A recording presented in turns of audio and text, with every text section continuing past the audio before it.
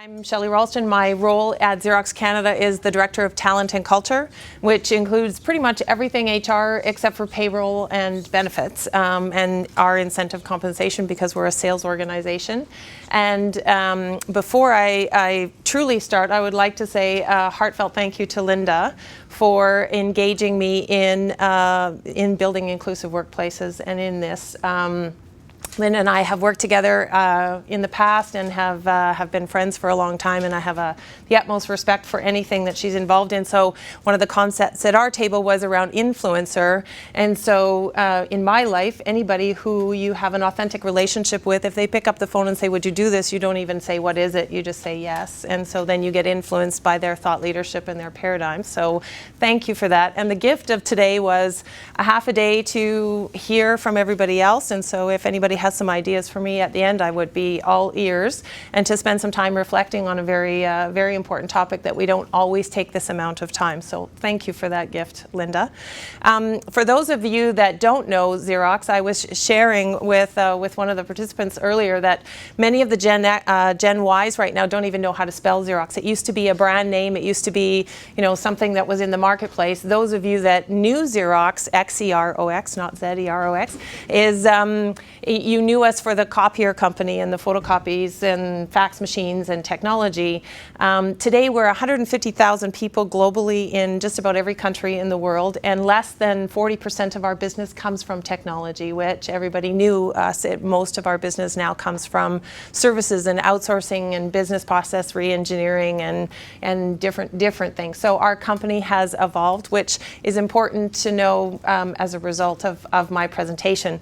The other disclaimer that I would really feel a little bit guilty after listening this morning in this sector. We have supply chain as a sub-element of our business, and one of the phrases that I use all the time is there's the business that you're in, and then there's the business behind the business. And the business behind the business of Xerox is supply chain, shipping, receiving, like everything that we do. But our awareness of it, because it's a piece of many aspects of our business, was small.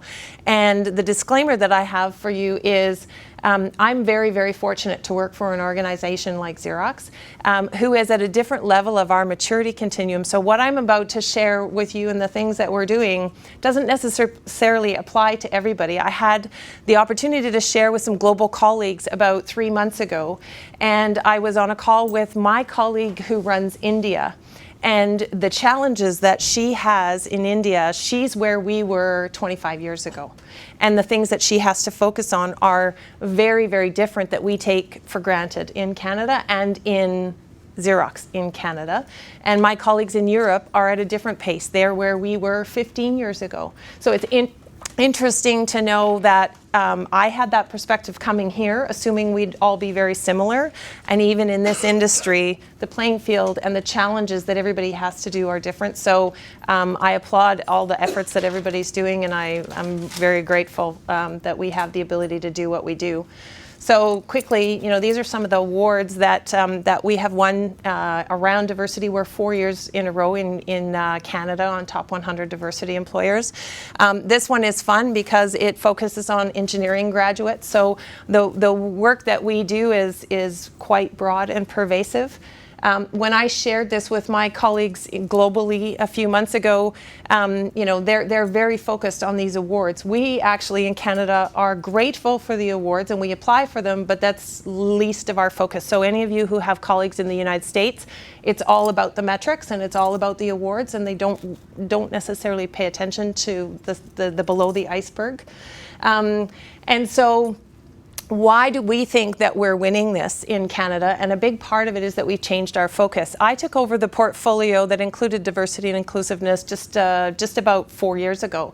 And at the time, I couldn't get anybody in the company to work on this portfolio. Nobody wanted to do it. And I was scratching my head, and I thought, what's going on? Like, everybody cares about this. And so I went very specifically and talked to a number of people, and they said, you know what, it's just numbers. It's about a program. It's about pushing a snowball uphill. We've lost the purpose and the reason why we do this. And so it was a fantastic reflection for me to say, okay, how do we reinvent what diversity, more importantly, what inclusion is at Xerox and for us? And so that focus has shifted.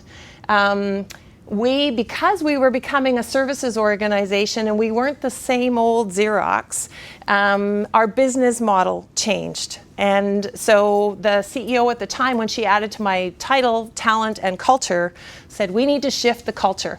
So Xerox is what our CEO, Ursula Burns in the US, global CEO, likes to say is we're a high octane environment, right? So it's a very specific culture. They said we want to maintain that high octane, high performance environment, regardless if it's our service technicians, our supply chain, our finance, or our salespeople.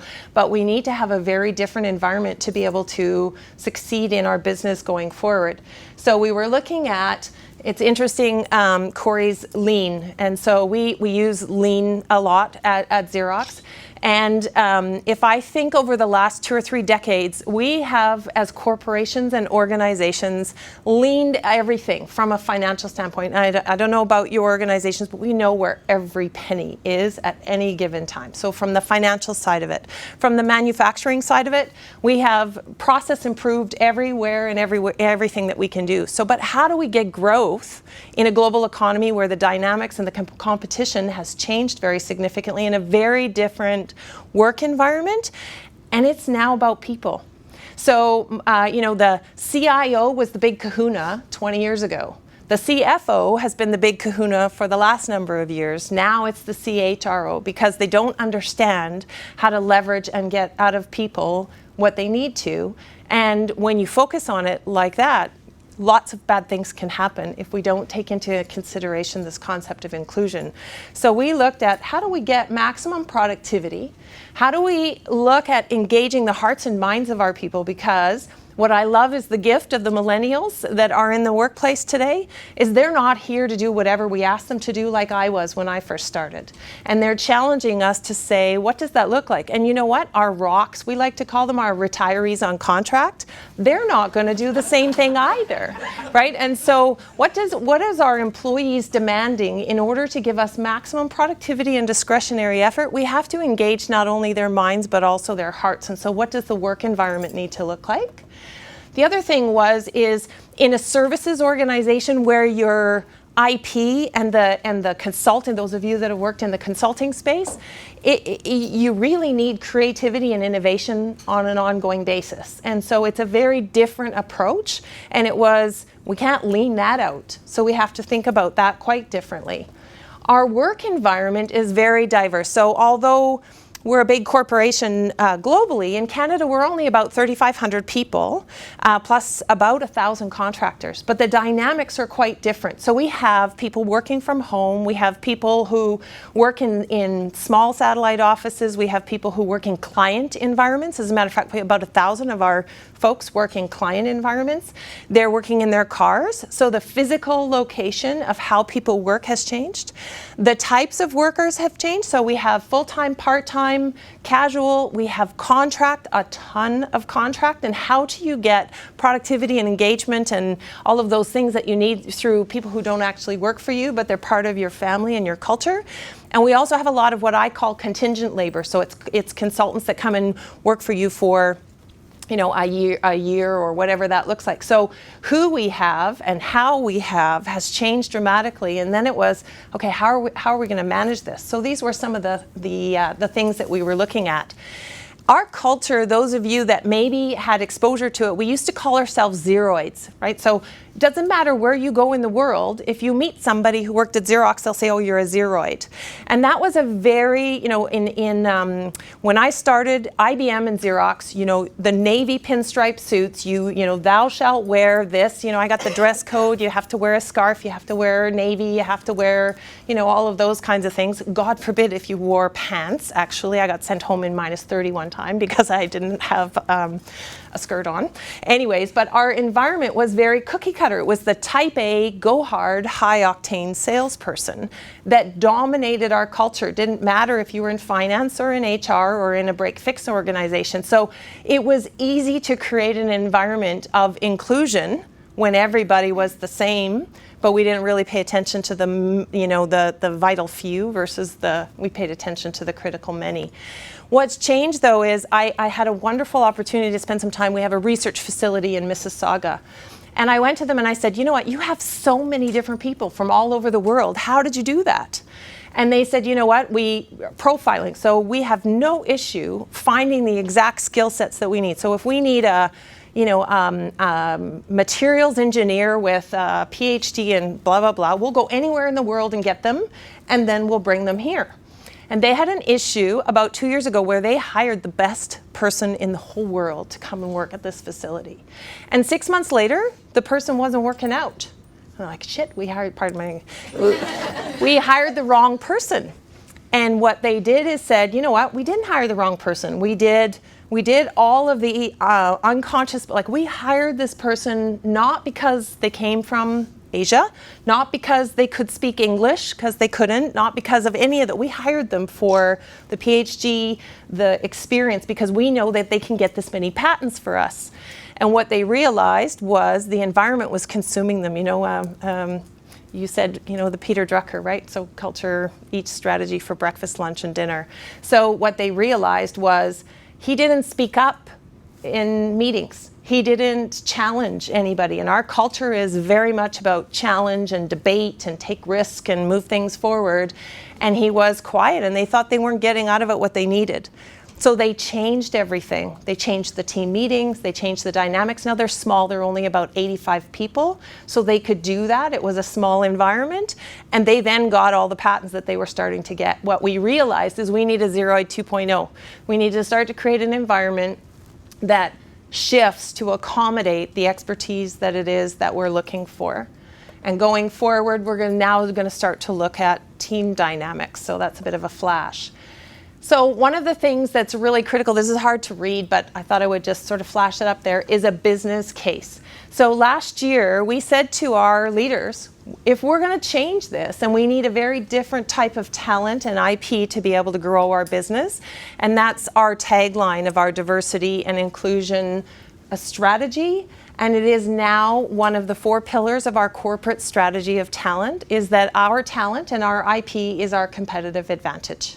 It doesn't matter, what they look like, what they sound like, where they came from. It is the IP that they bring and the experiences that they bring. And so when we did a business case evaluation with them, before we even brought the concept of diversity and inclusion, we were talking about growth in our business. How do we grow our business? These were the elements that pervasively came up as key levers to the success of the business, and it was all around talent. And that is why now our corporate strategy has talent as a key pillar. 10 years ago, would people have ever shown up? It would have been what new offerings, what new market, what mergers and acquisitions, so it was a different space. Now talent is a key part of that. So the big shift that we have made in Xerox in Canada is away from this notion of diversity, equity, equality. It's away from how many of these do we have and how many of those. Well, we still do that because the government requires us to do. But seriously, it's a couple of hours once a quarter to maintain those metrics. That is not the primary focus for us.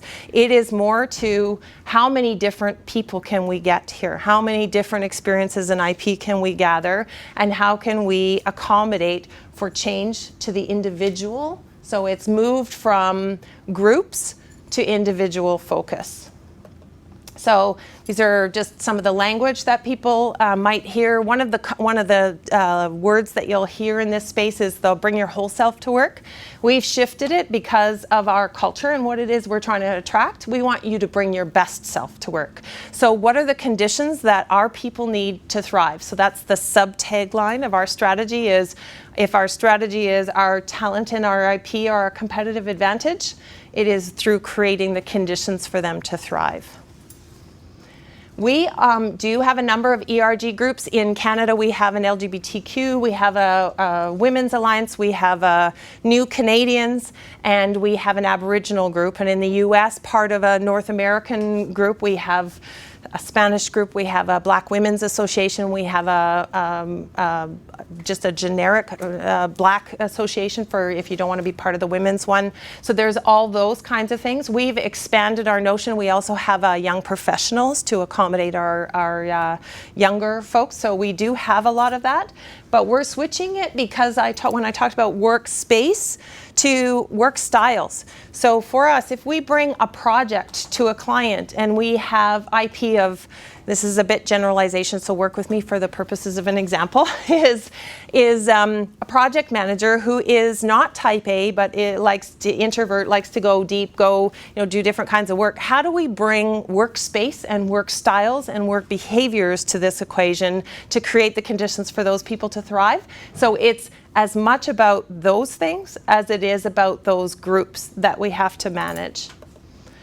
So we worked with a consultant a couple of years ago for a very brief amount of time. If you're interested, his name is Trevor Wilson. He wrote a book called The Human Equity Advantage. It's a very interesting read, and this model actually comes from him. He calls it human equity. We're changing the label because we don't totally love the word equity, but it's inclusion on steroids for all intents and purposes in our vision.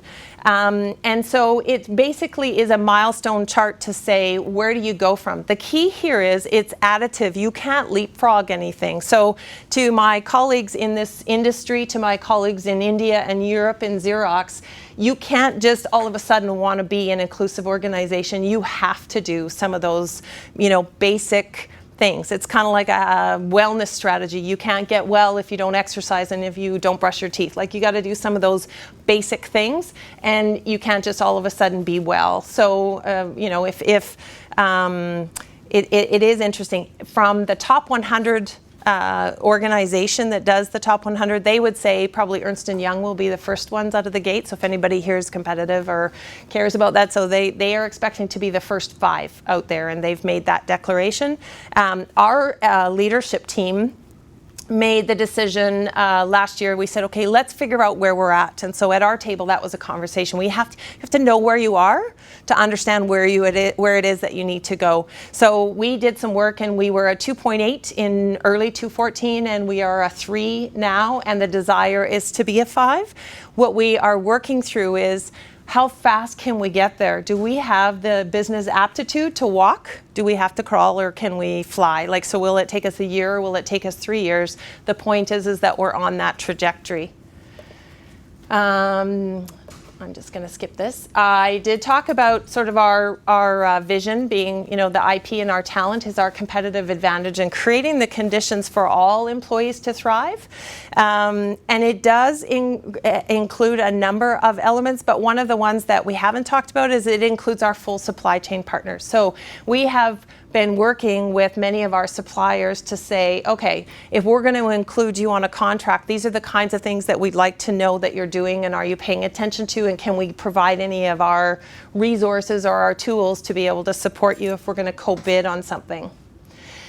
So here's the focus that we have. It's pretty basic, but the key is that we believe that you can't just do this as a program. So when I said I couldn't get anybody to work for me in this area, we don't want to do a program on training all of our managers on cultural differences. They felt like it was a once and done, and it felt like they were pushing. So it's a lot of work, but we have integrated this into many, many elements, and these are sort of the 4 categories.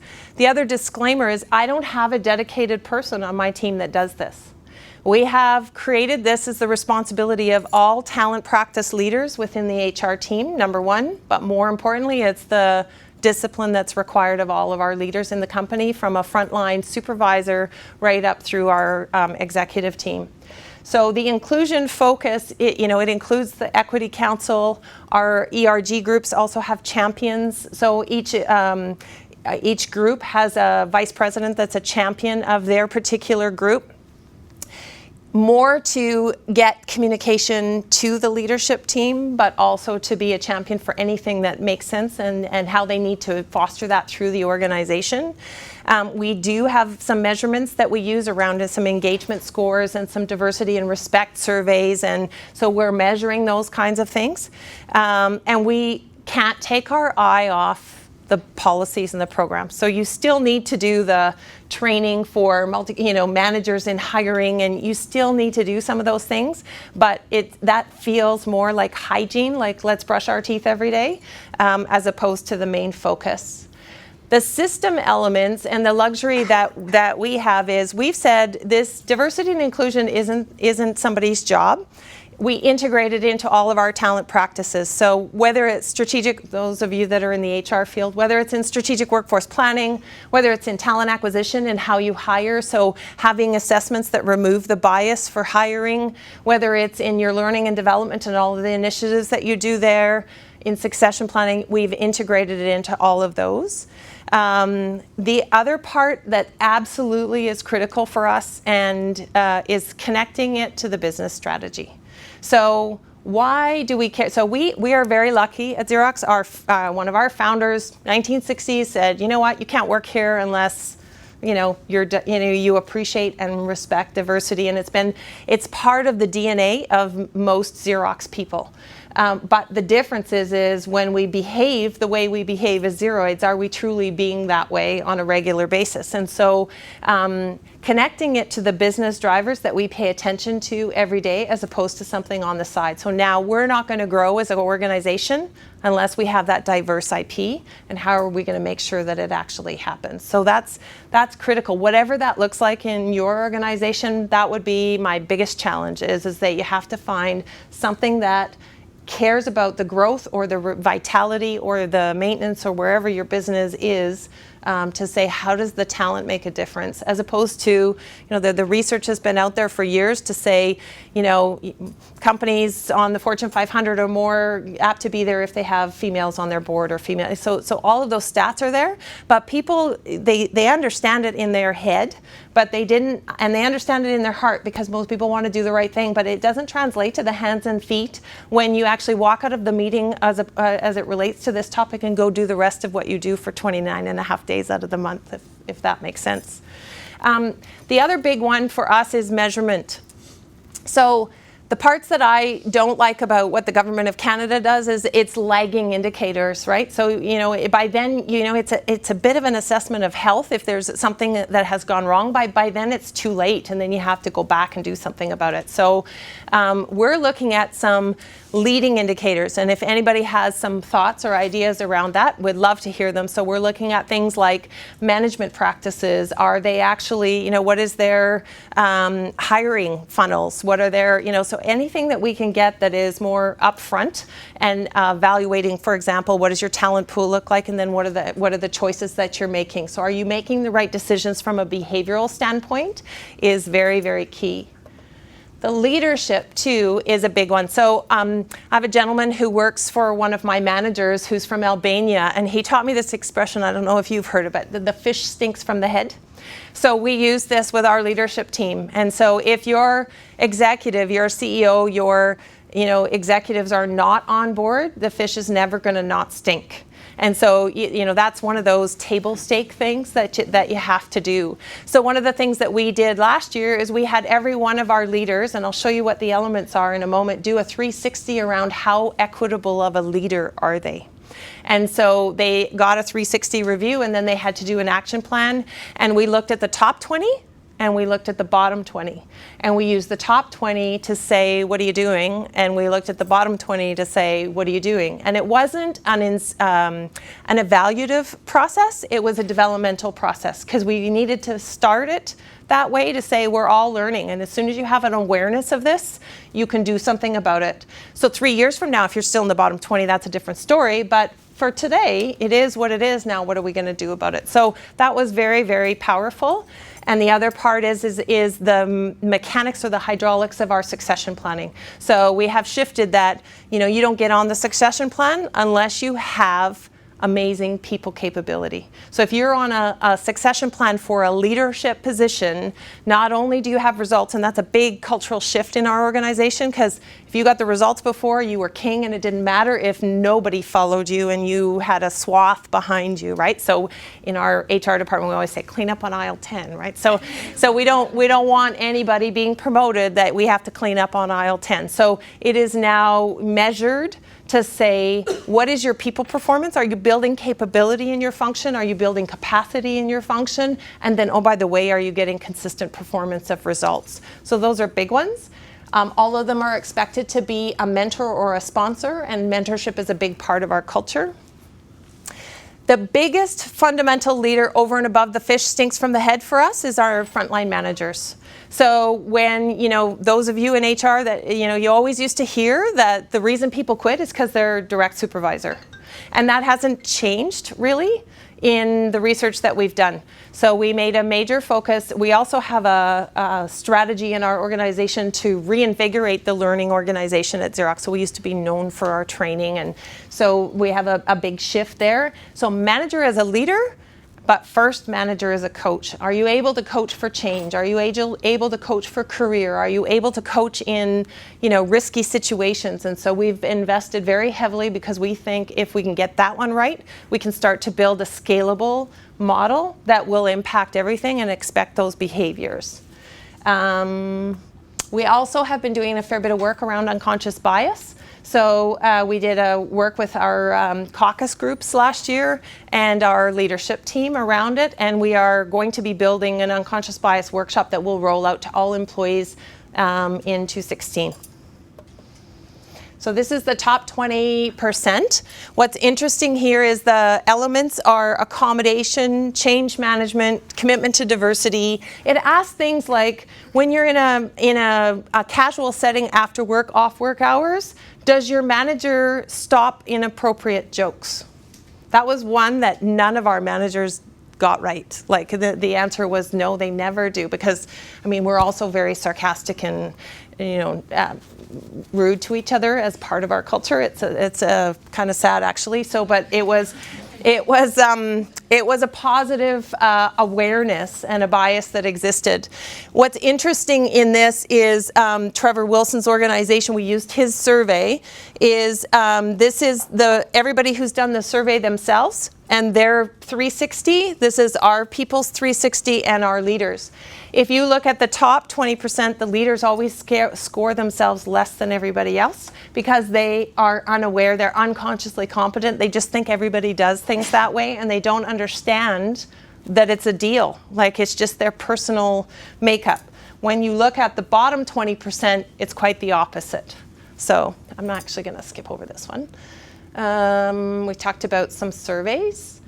And then this is just, again, I just want to sort of bring together anybody who's in HR, or if you have influence over your HR, it really does need to permeate and be embedded and integrated into all of your talent practices, as far as I'm concerned. This is just my personal forceful belief. You can't talk about diversity and inclusiveness by itself. It has to be, what are the metrics and what are the elements of a healthy pipeline when you're hiring? What are the elements of a healthy organization when you're doing strategic workforce planning? And as you can remove the subjectivity away from what it is that you're looking for in your SWP work and say, like our scientist at the research center, this is what it is that we're looking for, and we will figure out how to make that better. And then it's sort of everybody can say, you know what, that's the talent that we need. Like, we need the best of the best. Now, the best of the best is really important at Xerox. It may not be for everybody in every role in your organization, but that is something that we actually have to our advantage. So it's the one that I can use when I always say to our leadership is, okay, I'm your moral compass today. Did you hire the best of the best, or did you sacrifice? What did you do? Are you sure? What about this person, right? Let's do some more assessments. And so we've used lots of assessments to be able to try and remove that unconscious bias. And it's been a very, very powerful tool. And I think that's it. So, yeah.